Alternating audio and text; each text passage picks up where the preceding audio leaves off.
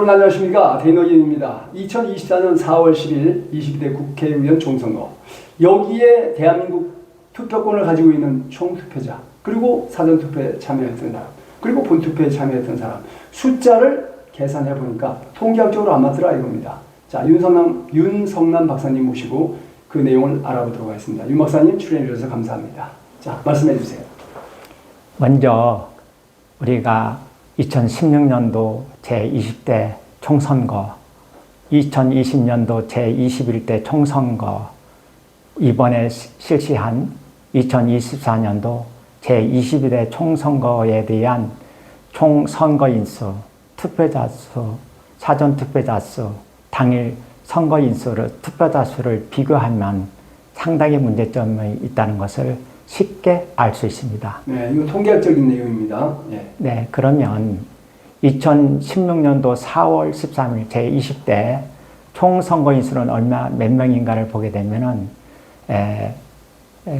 4,010만 명입니다. 네, 4,010만 명. 네, 그리고 4년 후에 실시된 21대 총 선거인 수는 4,399만. 예, 4,399만 명입니다. 390만이 늘었네요. 예, 거의 390만이 늘었습니다. 그런데 2024년도 선거인 총수는 4,328명으로서 4,428만. 네, 4,428명으로서 8만. 예, 8만 명으로서 증가 명수는 28만 5천 명이 늘었습니다. 네. 그런데 같은 4년인데 한쪽은 389만 명이 늘었고 한쪽은 28만 5천 명이 늘었습니다. 그럼 우리나라가 4년 만에 인구 증감률이 이렇게 바뀌었나요? 아, 그것은 증감률이 바뀔 수는 없고 거의 대동소이한데 왜 이렇게 많이 몇백만 명이 차이 납니까? 아, 그것은 21대 즉 4년 전에 총선거가 이게 부풀려져 있기 때문입니다. 선거인 숫자가 부풀려졌다. 예. 그 증거가 뭡니까? 아, 이게 통계학적으로 이런 현상은 있을 수가 없는 것이죠. 네. 똑같은 4년 기간이면 거의 비등한 숫자가 늘어나야 되는데 이번 22대는 28만 5천 명이 늘었고 전 21대는 389만 예, 389만 명이 늘었기 때문에 엄청나게 늘었습니다. 또 이걸 비교를 하게 되면은 투표자 수는 더 많이 늘었는데 469만 명이 늘어났습니다. 이거 세상에. 많이 늘었죠. 오히려 증가된 389만 명보다 더 늘어났습니다. 근데 22대 이번에 총선에서는 얼마 늘었어요? 55만? 53만 5천 명이 늘었습니다. 뭐 어떻게 그냥 10배 가까이 차이 나죠? 지난 4년 전하고 이번하고 어떻게 10배 가까이 차이 납니까? 그러니까 투표율이 늘었다는 것도 좀 의심이 가는 부분입니다. 왜냐하면 정치에 많은 혐오를 느껴서 투표자들이 투표를 안 하는 성향이 있음에도 불구하고 매년 투표가 늘어난 걸로 이렇게 표시가 됐는데 제가 판단컨대 이것은 잘못된 것이라고 저는 생각을 하고 있습니다. 통계학상으로 좀 틀리다 이 말이죠. 네, 왜 그런 거 하니 4년마다 늘어나는 실시하는 선거인수 자체가 이렇게 비교해보면 너무나도 차이가 나기 때문입니다. 그리고 389만 명이 늘어났고 투표자 수는 오히려 그보다도 더 80만 명이 늘어났습니다만은 대부분 사전투표가 661만 명으로 엄청나게 늘어났던 것으로 이렇게 나타납니다.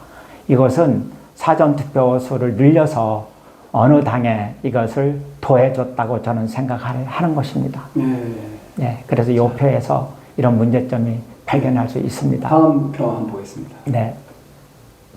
자, 그러면 이 표가 또 위에 발표된 중앙선거관리위원회의 선거인수라든지 투표자 수가 왜 틀린가에 대해서도 우리나라의 통계청에 의한 시군구 또는 한 살 차이별로 구분한 주민등록 인구수가 있습니다. 그렇죠. 이 기준에 의해서 한번 선거인수가 어떤 것인지를 우리가 살펴보도록 하겠습니다. 2016년도 4월 13일자에 실시된 20대 선거에서는 주민등록 총 인구수는 4,100만. 여기 5,100, 5,100, 예, 5,150, 아이들까지 다 포함이죠. 예, 5,158명입니다. 이 중에서 그때 당시에는 만 19세 대에서만 선거인이 있었기 때문에 0세부터 18세까지 제외한 953만 명이 제외됩니다. 그런데 우리가 또 우리나라에 주민등록을 두고 있으면서 해외로 나가 있는 재외국민들 표 빼게 되면 되는데, 요 표는 그 중앙선거관리위원회라든지 이 통계가 좀 정확히 나와 있는 것이 저는 잘 찾질 못했습니다. 쉽게 나가죠. 그래서 총선거인단이 4,100만. 네, 그래서 이것을 2016년도 총선거인 수가 맞는 걸로 가정했을 때 4,100만. 예, 요때는 재외국민 수가 193만 명이 산출됩니다. 그래서 어쨌든 간에 이것을 재외국민 빼자고요. 재외국민 이번에 아시겠지만 다 합쳐봐야 뭐 6만 7만. 네, 어쨌든 이 숫자를 빼게 되면은 4,100만, 4,1000만입니다. 네, 4,010만. 예, 그리고 2020년도 제 21대에는 4,199만 명입니다. 그러면은 바로 위에서 얘기했던 요 4,393만 명 빼기 4,199만 명을 빼게 되면은 199만 명이 오버됐다고 하는 내용이 나타납니다. 네, 그렇죠. 네. 그리고 2024년도 올해 투표인수를 보게 되면은 똑같은 방법을 했을 때는 총 선거인 수는 4,223만 명이 나옵니다. 그런데 여기 바로 여기 선거인 수는 2024년도 선거인 총수는 4,428만 명이 나타나기 때문에 우리가 산정했던 요 숫자에다가 또 총 선거인 수를 빼게 되면 256만 명, 205만 명, 205만 6천 명이 부풀려져 있다는 가정치가 대략적으로 나옵니다. 그렇기 때문에 이러한 우리가 볼 때 사전투표에서는 많은 유튜버들이 설명하는 바와 같이 이렇게 늘어나 있는 것입니다. 205만 6,090명이 늘었다 그러시는데요. 이 근거가 뭡니까? 주민등록 인구수에 의해서 이거 그 선거 제2인원수를 빼고 또 재외국민 빼고 그러면 총 선거인 수가 자동적으로 나옵니다. 이 표하고 중앙선거관리위원회에서 청구했다가는 투표수하고 비교하면은 이 차이가 나는 것이 205만 명이 차이가 난다는 것입니다. 205만 6천 명이 차이 난다. 네, 그렇습니다. 이게 그러면 부풀린 숫자라는 얘기인가요? 네, 그렇습니다. 그럼 200만 표를 부풀렸다 이렇게 생각하시는 건가요? 예, 저는 그 이상으로 됩니다만은 적어도 요 표에 의해서 이렇게 나타난다는 것입니다. 아시겠지만 이번 선거에서 이 야당이 여당보다 표를 많이 가져간 퍼센트가 5.4%죠. 네, 5.4% 더 받아가지고 당선된 숫자는 거의 2배 아닙니까? 그게 뭡니까? 이게 그냥 지역구를 했기 때문에 지금 광역구를 하지 않고 지역구 단위를 쪼갰다는 얘기인데 그마저도 200만 명을 가지고 몇 표 차이로 당선되고 당락이 결정되지 않습니까? 그죠? 200만 표를 가지고 장난을 쳤다면 심각한 상황. 바로 지금과 같은 상황이 왔을 수 있다고 생각하시는 건가요? 네, 그렇습니다. 계속 설명해 주세요. 그래서 우리가 많은 유튜버들이나 국민들이 생각하는 것은 사전투표에 문제가 있다는 얘기가 사전투표.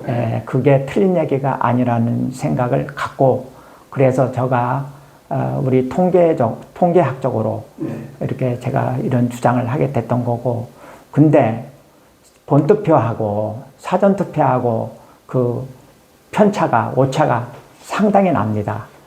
그 대수의 법칙에 의해서 사전투표 득표율하고 당일투표 득표율이 서로 같아야만 이게 신뢰성이 있는 것인데 그렇죠. 이것이 맞지 않는다는 것은 그러니까 예를 들어 가지고 문제가 있다고. 사전투표에서는 A당이 훨씬 더 지지를 많이 받았는데 본투표에서는 오히려 B당이 더 지지받았다 이런 얘기인가요? 네, 그렇게 되어 나오는 것이죠. 계속 설명해 주세요. 그것은 아시다시피 우리나라가 그 선거 현황을 볼 때는 항상 통계를 중심으로 하고 통계는 틀리지 않지 않습니까? 예, 여론조사를 하는데 여론조사는 보통 500명 내지 1000명 정도밖에 안 합니다. 샘플이 작죠. 예, 샘플링이 작아도 그 모집단에 샘플 집단에 오염된 것이 없다면 그 거의 비슷하게 나오는데 네. 선거인 수는 뭐 몇천 명이 아니라 10,000명, 10만 명, 심지어는 몇천 명, 몇천만 명 이상이 되기 때문에 차이가 난다는 것은 대수입법상 그건 틀린 얘기입니다. 예, 똑같아야 되거나 거의 차더라도 뭐 아주 미세한 차이. 아주 미미한 차이가 나는 예, 것 오차 같다는 범위에서 거죠. 차이 나야 된다 이 말씀이죠. 거의 그건 오차라고 할 수 없을 정도로 거의 네. 같아야만 되는 것입니다. 예, 계속 보겠습니다. 그리고 아시다시피 지금이야 사전투표에 대해서는 어느 당이 많이 나갔는 자에 대해서 논란이 있지만 제가 볼 때는 특정한 당이 곧 많이 간다라고 하는 것은 증명된 바가 자, 오늘 없습니다. 증명해 주세요. 이 부분은 예. 사전투표를 많이 나가는 현황을 보게 되면 오히려 젊은 사람보다도 나이가 많고 시간이 여유 있는 사람들이 많이 나가지. 사전투표를 많이 한다. 예, 많이 하지. 오히려 직장이 다니고 네. 시간 내기 어려운 사람들이 사전투표를 많이 한다는 것은 틀린 얘기라고 저는 왜냐하면은 당일은 쉬잖아요. 공휴일이지 않습니까, 그죠? 네. 근데 사전투표하는 날은 평일 일하는 날이잖아요. 네. 그러니까 젊은 층이 그야말로 일하는 날 시간을 내서 사전투표한다. 저도 이해가 안 가요. 그렇지 않습니까? 네, 그렇습니다. 저도 자. 통계학적으로나 경험칙에 비하면 모당에 예. 사람들이 사전투표를 많이 한다는 것에 대해서는 한번 정확히 검증할 필요가 있다고 저는 생각합니다. 네, 계속 설명해 주세요. 네, 그 한 예를 제가 한번 보겠습니다. 제가 4.15 총선이 지난 다음에 연령별로 사전투표자 4년 전이죠. 예, 21대. 21대 총선거에 있어서 사전투표자 수에 대한 비율표를 제가 구해봤습니다. 네. 이때 당시는 사전투표나 당일투표나 어느 당에 이렇게 많이 나오는지는 전혀 몰랐을 때입니다. 네. 그래서 자연적으로 본인들의 시간에 맞춰서 또는 습관에 맞춰서 투표를 했었었는데 예. 제가 투표자 수를 한번 중앙선거관리위원회 통계표에 의해서 작성을 해봤습니다. 예. 20대 예. 그리고 20대 미만, 20대, 30대, 40대를 다 더하게 되면은 50세 미만은 555만 명이었습니다. 예. 그리고 50대 이상, 나이가 많이 들은 50대 이상을 봤을 때는 전체가 619만 명이었습니다. 그걸 더 많네요, 이쪽이. 예. 그리고 이때 비율은 50대 미만자하고 89대 100으로 나타났는데 네. 특히 이 나이 많은 사람들은 시간 여유가 있고 20대, 30대, 40대는 한창 직장에 다니기 때문에 시간이 쫓기죠. 아무리 이틀을 준다고 하더라도 네. 시간에 쫓기면서 네. 직장을 나가야면서 이렇게 투표한다는 것은 좀 이해할 수가 없는 것이고 그래서 오히려 50대 이상이 더 많다 이 말씀이죠. 네, 그렇습니다. 그럼에도 불구하고 이건 근거를 있는 거죠? 이건 근거가 있는 거죠? 이것은 선관위에서 발표한 데이터를 네, 가지고 100%죠, 그러니까. 예. 이게 제 나름대로 연령별로 이게 분류가 했기 분석을 때문에 해보신 이 거죠? 자료는 누가 반박할 수가 없는 것이고 네. 그 나름대로 합리성이 있는 자료입니다. 알겠습니다. 계속 진도 나가겠습니다. 예. 그래서 아시다시피 우리 국민들이 선거의 공정성이 상당히 중요하지 않습니까 하는 그렇죠. 그런 선거 부분에 대해서 공정성은 선거 안 하니 낫죠. 예, 최고의 그 선거에 가장 으뜸으로 치는 것인데 우리가 대만의 경우에는 사전투표 제도도 없습니다. 없죠. 예, 그리고 당일 현장 투표, 당일 현장 투표, 현장 개표, 예, 그리고 전자 개표도 없습니다. 수개표죠. 예, 완전한 것인데 그 이유는 소위 말해서 시점을 달리한 투표라든지 예. 다시 말해서 우리는 사전투표는 통상 5일이 먼저입니다. 자, 근데 지금 대한민국은 여당마저도 사전투표를 독려했어요. 기가 막히죠. 그리고 그것- 여러분 다 나온 얘기지만은 사전 투표와 본 투표가 아주 미미한 차이는 있겠지만 그 정치 성향이 똑같아야 되는 거 아닙니까? 집단이 같기 때문에 모집단이 같으면 네. 성향도 똑같아야 나와야 되는 거예요. 그렇습니다. 근데 어떻게 이렇게 차이 나죠? 그런데도 불구하고 여당마저도 사전 투표를 독려한다는 거 정말 기가 막힌 상황인데 이 상황에 의해서 이번과 같은 투표 결과가 나왔지 않나 이런 생각을 합니다. 자, 지금 조금 부족한 부분은요. 다음에 또 윤성남 박사님을 모셔서 계속 들어보도록 하겠습니다. 여러분 시청해 주셔서 대단히 감사합니다. 고맙습니다.